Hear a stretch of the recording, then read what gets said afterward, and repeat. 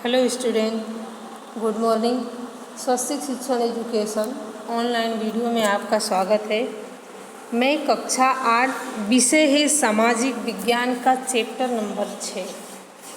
Chapter number 6 के पहले हम आपको वीडियो 1 में पुनरावर्तन और चैप्टर 6 का एक पैराग्राफ और दूसरी वीडियो में पेज नंबर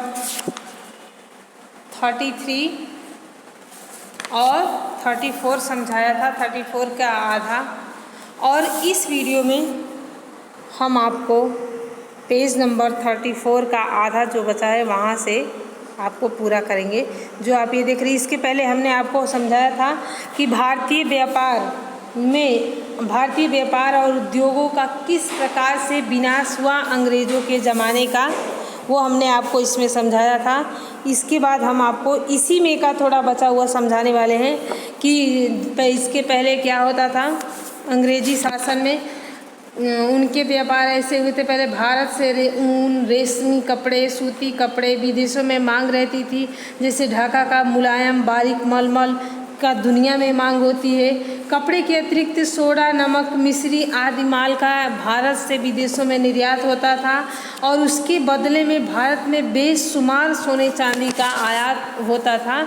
लेकिन जैसे ही अंग्रेजी शासन लागू हुआ तो यह स्थिति क्या हुई, बदल गई। सोने चांदी का प्रवाह उल्टी दिशा में बहने लगा।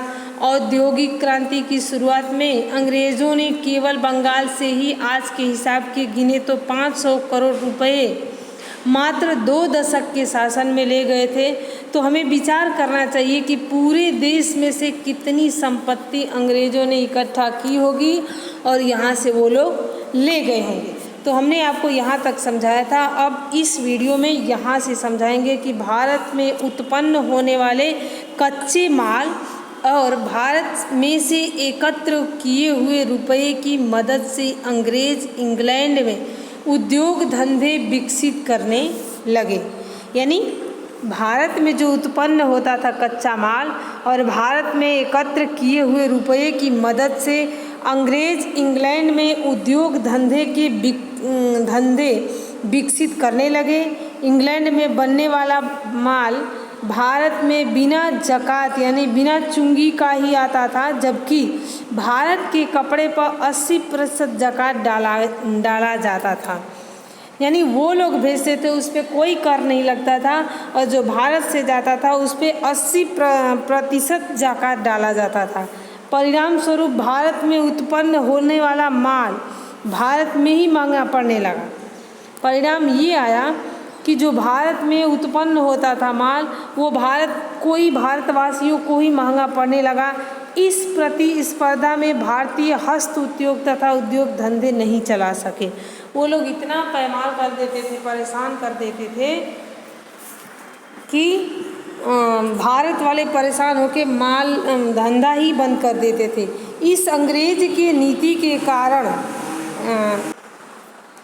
तो जो अंग्रेज़ों की नीति के कारण कपड़े बनने, धातु, शीशे, कागज़, नाव बनने आदि के अनेक कारीगरी उद्योग नष्ट हो गए। लाखों कारीगर बेरोजगार बने। धीरे धीरे भारत के ग्राम कारीगरों की गरीबी बढ़ने लगी। अंग्रेज इतना परेशान कर दिए थे। अब देखिए सुधारों के प्रति संदेह। नेक्स्ट है सुधारों के प्रति संदेह। विलियम बेंटिंक जब भारत में गवर्नर जनरल बनकर आया उस समय इंग्लैंड में उदार विचारधारा का धीरे धीरे फैलाव हुआ।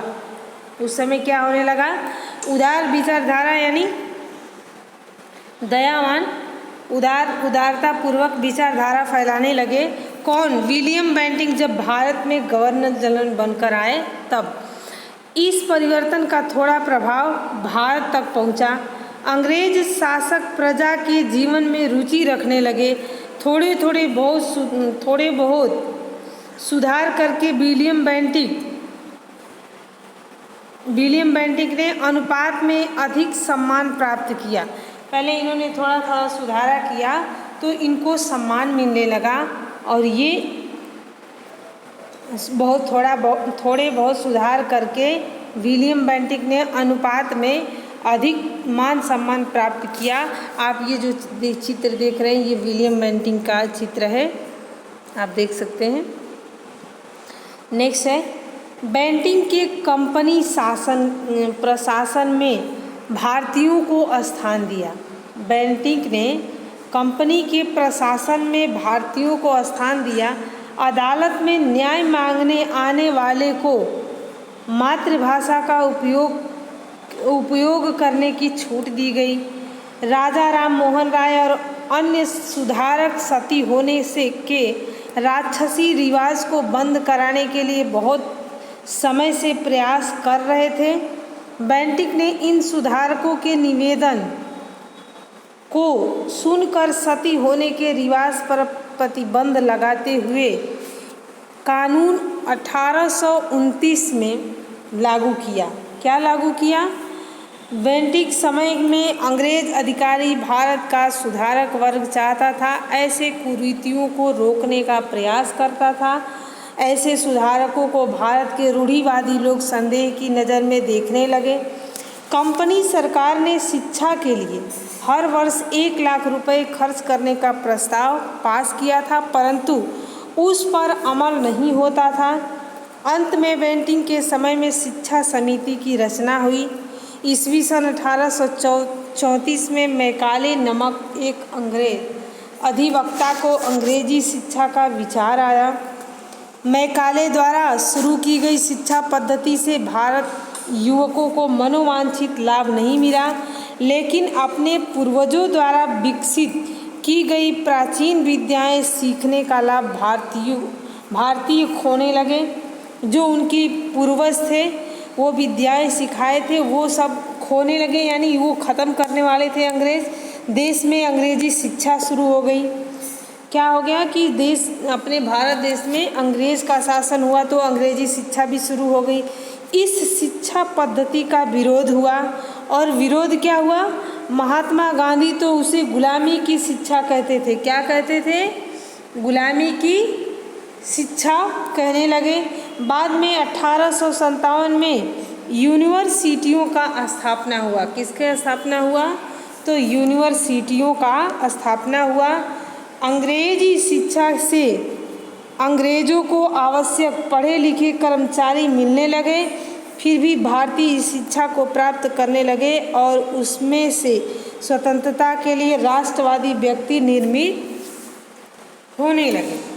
नेक्स्ट है, मैकाले ने अंग्रेजी शिक्षा क्यों शुरू करी थी? तो देखिए, औद्योगिक क्रांति के कारण कारखाने में कार्यरत रखने और माल के आवागमन के लिए यातायात और संदेश व्यापार की मांग की पूर्ति के लिए नए नए यंत्रों की खोज होने लगी। हिंद में भी उनका उपयोग किया जाए तो हमारे व्यापार को लाभ मिलेगा, सैन्य अंकुश भी रखा जा सकेगा। इस प्रकार के उद्देश्य से भारत में रेलवे शुरू की गई। नेक्स्ट है,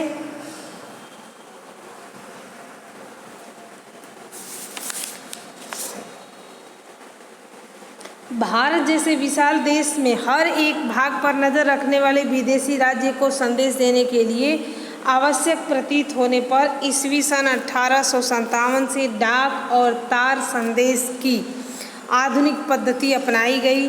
साथ ही साथ देश के छाप रखना और समाचार पत्रों का प्रसार बढ़ाना शुरू हुआ।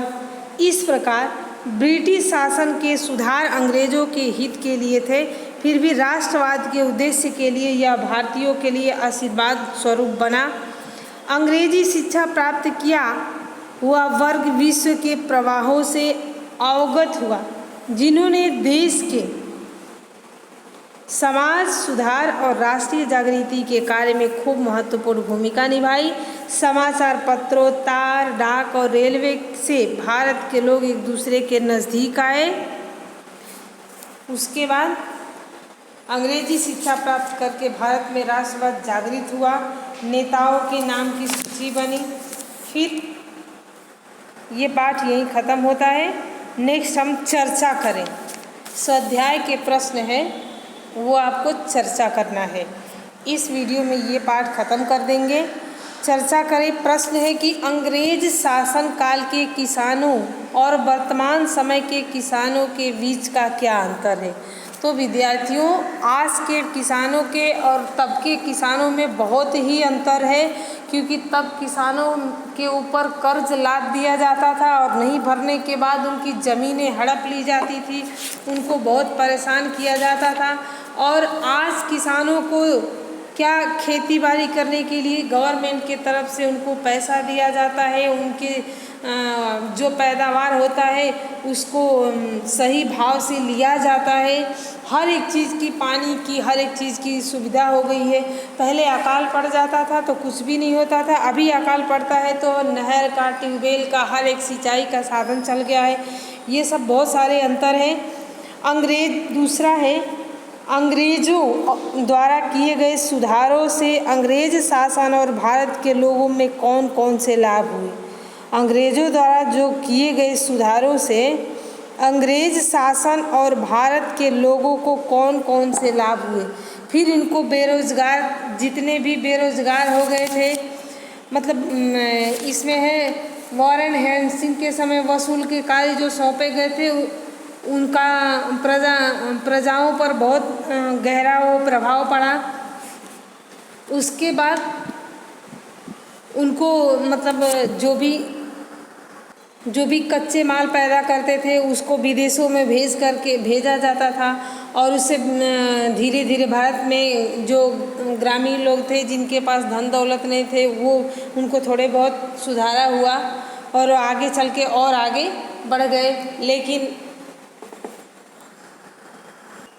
परिणाम स्वरूप भारत में उत्पन्न होने वाला माल भारत में महंगा पड़ने लगा।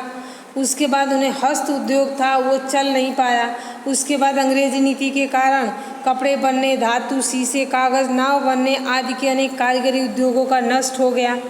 और उनको लाभ क्या हुआ कि जब ये यहाँ से कि भारत जैसे विशाल देश में हर एक भाग पर नज़र रखने, विदेशी राज्य को संदेश देने के लिए आवश्यक प्रतीत होने पर 1854 में डाक और तार द्वारा संदेश मिलना चालू हो गया। साथ में देश का छाप रखना, समाचार पत्रों पर प्रचार प्रसार बढ़ाना शुरू हुआ। ये उनके लाभ हुए। नेक्स्ट है उत्तर लिखना है, ये आपको चर्चा करना था। और नेक्स्ट है प्रश्नों के उत्तर लिखना है कि भारत में किन किन चीज़ों का निर्यात होता था। भारत से किन किन चीज़ों का निर्यात होता था यानी अपने देश से विदेशों में, तो किन किन चीज़ों का निर्यात होता था। सन का, ऊनी कपड़े का, रेशमी कपड़े का, सूती कपड़े का विदेशों में बहुत ज़्यादा मांग होती थी, इसके निर्यात होते थे। और उनके बदले में भारत में सोने चांदी का आयात होता था। नेक्स्ट है विलियम बेंटिंक्स ने भारत में कौन कौन से सुधार किए थे। तो विलियम बेंटिंक्स ने जब भारत में गवर्नर जनरल बनकर आया तो उस समय थोड़े बहुत प्रभाव भारत पर पहुंचा। अंग्रेजी शासक प्रजा के जीवन में रुचि रखने लगे। थोड़े बहुत सुधार करके विलियम अपने अधिक मान सम्मान प्राप्त किए। फिर उसके बाद उन्होंने क्या किया था कि अदालत में न्याय मांगने वालों को मातृभाषा का उपयोग करने के लिए छूट दी गई। राजा राम मोहन राय और अन्य सुधारक सती होने के जो रिवाज बंद कराने के लिए बहुत से प्रयास कर रहे थे, उसमें बेंटिंक्स ने सुधारकों को निवेदन को सुनकर सती होने का रिवाज पर प्रतिबंध लगाया। फिर बेंटिंक्स के समय अंग्रेज अधिकारी भारत का सुधारक वर्ग चाहता था ऐसी कुरीतियों को रोकने का प्रयास किया, और ऐसे सुधारकों को भारत के रूढ़िवादी लोग संदेह नज़र में रखने लगे। नेक्स्ट प्रश्न है अंग्रेज सरकार ने भारत में रेलवे और डाक की व्यवस्था क्यों शुरू की। तो अंग्रेज सरकार ने भारत में रेलवे तो और बाकी के जो बचे प्रश्न हैं वो हम आपको नेक्स्ट PDF में सेंड करेंगे। ये वीडियो यहीं तक और ये पाठ यहीं ख़त्म होता है। तब तक के लिए जय गायत्री।